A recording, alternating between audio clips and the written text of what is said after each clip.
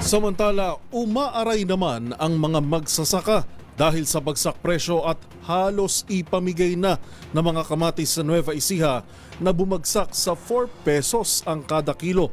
Malayong malayo sa presyo nito na umabot pa sa 400 hanggang 600 pesos ang kada kilo. Ilang buwan na ang nakalilipas. Ang sitwasyon sa Nueva Ecija, binantayan ni Grace Sansano. Problemado ngayon ang maraming magkakamatis o itong mga magsasaka ng kamatis sa bahagi ng Nueva Ecija. Ito'y dahil bumagsak na sa 4 pesos hanggang 5 piso kada kilo ng kamatis sa farm gate. Ang dating 80 pesos noong nakalipas na linggo, sadyang napakababa raw ngayon ng presyo. Pero kung ang misis na mga namamalengke ang tatanungin, nagtataka sila kung bakit hanggang sa ngayon nasa 20 hanggang 30 pesos kada kilo ang kamatis. Ayon kay Mang Mark Paul mula sa Bungabon, Nueva Ecija, isa sa mga magkakamatis na nagtatanim, sadyang napakahirap daw na makabawi sila at mauwi lang sa pagkalugi ngayon dahil nga sa napakababang presyo nito sa laki ng pinuhunan nila. Sa bawat isang kahon ng kamatis na may timbang na 22 kilos ay 100 piso na lamang ang presyo nito.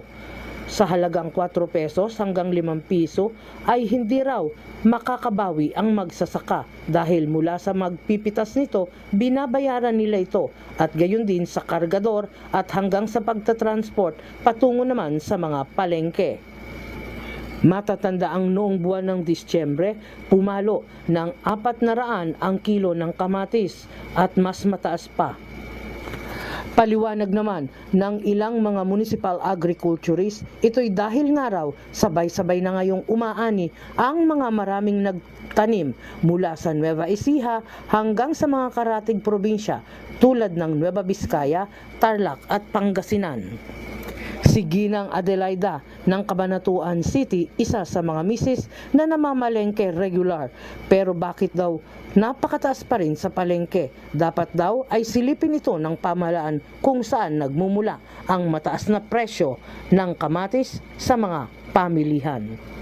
Sa bayan ng Laur, halos ipamigay na lamang nila ang mga nahihinog ng kamatis dahil mas malaki raw ang gagastusing karagdagan kung kanila pa itong ibabayad sa pag-aani at sa pagbiyahe patungo naman sa mga pamilihang bayan. Para sa MBC TV Network News, ito si RH25 Grace Vera Sansano. Una sa Pilipinas, una sa Pilipino.